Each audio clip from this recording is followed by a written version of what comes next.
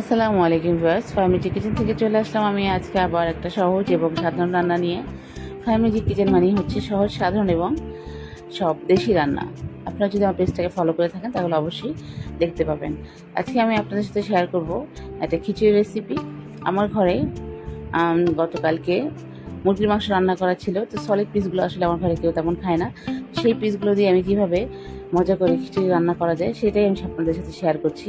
কারণ জিনিস অপচয় করা আসলে আমার ভালো লাগে না। দেখা যায় আমার বাচ্চাগুলো এই সলিড পিসগুলো খায় না, তখন আমি এভাবে করে একটা কিছু বানিয়ে দিই। আজকে তো আমি খিচুড়ির সাথেই এই মাংসগুলো দিয়ে দিয়েছি। সলিড পিসগুলো আমি আলাদা করে রেখেছিলাম, সেগুলো আমি ছোটো হাত দিয়ে ছাড়িয়ে নিয়েছি ছোটো ছোটো টুকরো করে।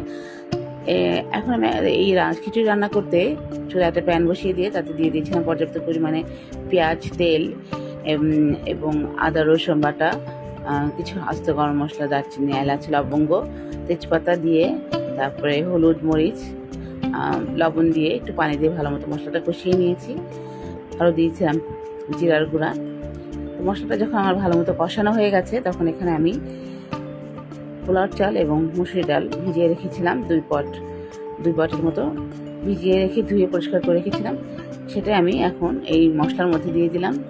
একটু ভালো মতো ভেজে নিচ্ছি মশলার সাথে চাল ডালটা আমার যখন ভাজা হয়ে যাবে তখন এখানে আমি দিয়ে দেবো পর্যাপ্ত পরিমাণে পানি। তো সবসময় আমি করি পোলাও রান্না করার ক্ষেত্রে বা ভুনা খিচুড়ি করার ক্ষেত্রে আমি করি যে পরিমাণ চাল ডাল নেই তার ডাবল পরিমাণ পানি দিই। তো এখানে আমি 2 পট যেহেতু চাল ডাল নিয়েছি, এখানে আমি 4 পট গরম পানি নিয়ে নিয়েছি, সেটা আমি দিয়ে দিলাম। তাহলে পোলাও বা খিচুড়ি সব খুব সুন্দর ঝরঝরে হয়। এরপর আমি ঢেকে দিব, ঢেকে এটা কিছুক্ষণ রান্না করব ফুটে ওঠা পর্যন্ত। 10 মিনিট পর আমি চলে আসলাম, চাল ডালটা আমার ফুটে উঠেছে।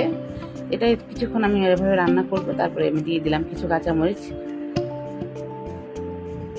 তারপরে যখন পানিটা একটু কমে আসবে তখন এটা আমি দমে দিয়ে দিব। ঢেকে দিয়েছি, দমে দিয়ে দিয়েছিলাম, তার পানিটা কমে এসেছে। এখন আমি এখানে দিয়ে দিব গাওয়া ঘি, একদম খাঁটি গাওয়া ঘি।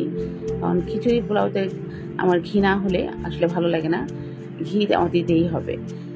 এরপর আবার ঢেকে দিলাম 10 মিনিটের জন্য। আবার আমি এটা দমে দিয়ে রান্না করলাম। দেখেন একদম ঝরঝরে খুব সুন্দর খিচুড়ি হয়েছে।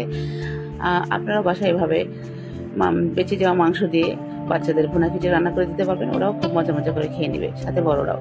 আমার রান্না যদি আপনাদের ভালো লাগে তাহলে আমার পেজটাকে ফলো দিয়ে আমার সাথে থাকবেন, রান্না একটা লাইক শেয়ার দিবেন। আপনারা ভালো থাকবেন, সুস্থ থাকবেন। আল্লাহ হাফেজ, আসসালামু আলাইকুম।